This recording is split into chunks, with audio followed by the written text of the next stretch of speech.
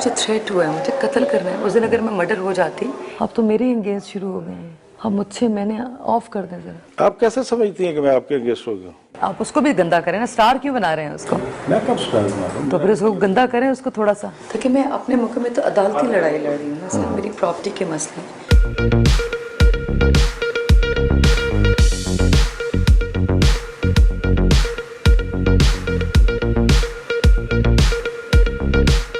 आप देख रहे हैं खबर नईम हाशमी ऑफिशियल। कुरान मजीद की कसम, मेरा सगे भाई की कसम, मेरी माँ मर जाए, मेरा बाप मर जाए, मैं बर्बाद हो जाऊं, मेरे पे खाना खराब हो जाए, मैं दुनिया में ना रहूं, अगर जिंदगी में कभी ये प्रूव हो गया और कभी जिंदगी में ये मेरा शौहर, मैं बर्बाद हो जाऊं, मैं खाना खराब हो जाए, मेरे पे यकीन है। आप उसको भी गंदा करें ना, स्टार क्यों बना रहे हैं उसको? मैं कब स्टार बना रहा हूं? तो फिर उसको गंदा करें उसको थोड़ा सा। किस तरह बात करेंगे मुझे बताएं, उसको थोड़ा सा तो गंदा करें। इंशाल्लाह मेरी अभी बहुत जल्द एंगेजमेंट होगी, आप देखेंगे मेरा रियल शौहर जी। क्या बातें कर रहे हैं आप, खुद ही कर लें प्लीज। शादी के हवाले से कितने स्कैंडल आए आपके? शादी के हवाले से भी 4-5 आ चुके हैं इस टाइप के। अनमैरिड हूँ, मेरी अगर आप मेल देखें तो उसमें 3000 प्रपोजल्स हैं मेरे लिए जो मुझसे शादी करना चाहते हैं। मेरा अकाउंट है मिस मीरा जी ऑनलाइन। आर्टिस्टों के स्कैंडल्स अंजेलिना जोली से लेकर मैडोना से लेकर माइकल जैक्सन से लेकर, और हमेशा लोग आर्टिस्टों के साथ अपना नाम जोड़कर अपने आप को मशहूर, अपने आप को शोहरत दिलाना चाहते हैं। मौजूदा स्कैंडल की आपकी नजर में कोई इम्पोर्टेंस नहीं, कोई वजूद ही नहीं है।